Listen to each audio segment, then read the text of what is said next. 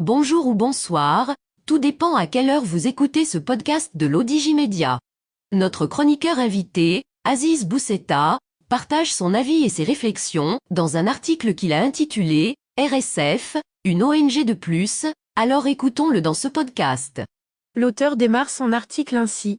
Reporters sans frontières, plus connu sous le sigle RSF, vient de publier son dernier rapport sur la liberté de la presse dans le monde. Le document pointe les bons élèves, les mauvais, et les cancres. L'association s'est arrogé le droit et la légitimité, pour le faire, et ces droits et légitimités ne valent que par le crédit qu'on leur accorde. Il est triste de voir que tant des nôtres continuent de leur faire la grâce de ce crédit. Qui est RSF ? Une association œuvrant par autosaisine et autoproclamation pour la défense de la liberté de la presse et des journalistes, est créée en 1985 par un homme qui a rarement exercé le métier de journaliste. Robert Ménard, c'est de lui qu'il s'agit, à la crédibilité que confère un parcours politique, passant des rangs communistes à ceux du Front National, l'essentiel étant de trouver comment se lancer dans la vie. L'auteur poursuit son article ainsi. Rugueux à souhait, Monsieur Ménard s'affiche avec Marine Le Pen, qu'il trahit sans état d'âme particulier pour s'arrimer à Éric Zemmour, qu'il lâche aussitôt que ce dernier ait entamé son reflux dans les sondages. RSF est donc cet organisme en lequel tant de monde a placé ses espoirs, pour en découdre avec son pouvoir en place, l'ONG à travers le prisme de laquelle les opposants observent leur propre pays, et grâce à laquelle la France peut exercer une influence sur quelques pays encore trop faibles pour dire tout ce dont la plupart des gens de raison se moquent, à savoir cette ONG nommée RSF, ses rapports, ses analyses et ses objectifs. Reporters sans frontières, donc, l'organisme qui abrite si peu de reporters, mais beaucoup de militants, décide d'accorder des satisfecits et des bonnets d'âne à des pays, des cultures, de lourdes civilisations, selon un barème eurocentré, un peu franco-centré, voire même, si l'on considère que Patrick Drahi est son président, dollaro-centré. Mais les temps sont durs et donc, pour rêver de pérennité, il est souvent bon d'avoir un milliardaire derrière soi, qui plus est un milliardaire grand patron de médias et éditeur de presse devant l'éternel. L'auteur mentionne ainsi. Qui confère sa légitimité à RSF ? D'abord, la France. Si RSF a ses entrées à l'ONU, et si son chef actuel Christophe Deloire, lui, au moins, sait écrire, a prononcé quelques bafouilles à l'ONU, devant le Conseil de sécurité et devant l'Assemblée générale, c'est parce que la France est membre du Conseil de sécurité et qu'à ce titre, elle a une influence qui fonctionne très bien dans cet organe d'influence partagé en 4 depuis février 2022, date de l'invasion de l'Ukraine. Paris a tout intérêt à doper son poulain RSF, car le dit lui permet d'avoir une arme de plus entre ses mains, pour domestiquer tant de pouvoir sur la planète. Et cela a marché quelques décennies, avant que les gens et les dirigeants ne commencent à comprendre le jeu. L'auteur ajoute ainsi. À côté de son pays, la France, ce sont les différents opposants des différents pouvoirs sur la planète qui assurent sa visibilité à RSF.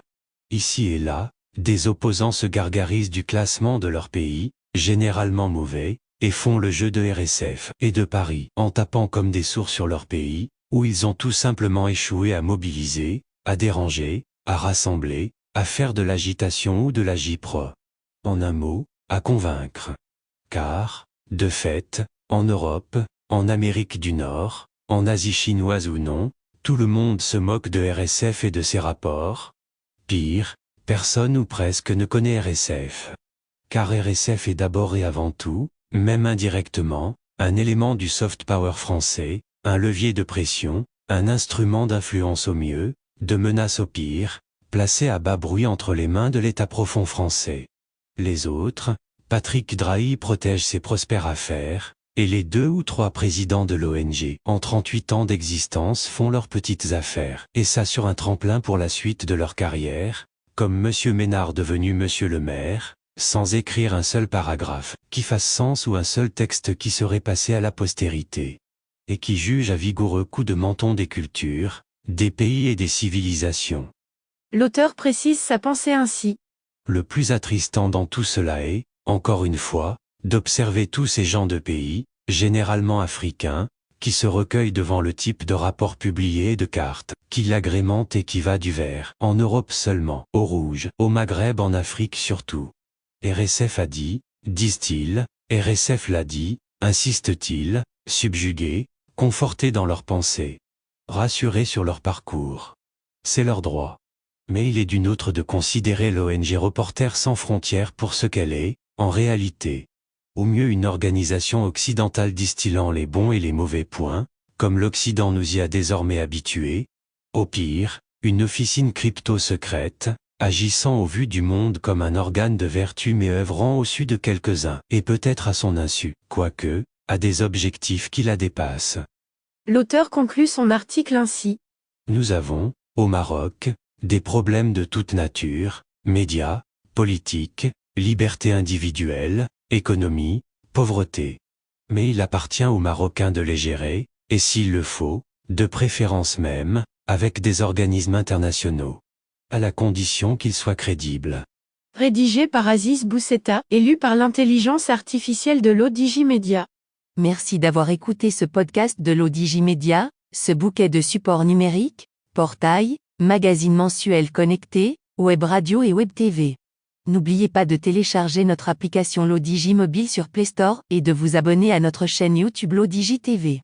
Vous pouvez, aussi, nous suivre sur nos réseaux sociaux, Instagram, Facebook, TikTok, LinkedIn et Twitter. Ou encore, vous inscrire sur notre newsletter quotidienne à partir du portail lodigi.ma. Alors, on se dit au prochain podcast de nos chroniqueurs invités. Et à très bientôt, si et seulement si vous le voulez bien.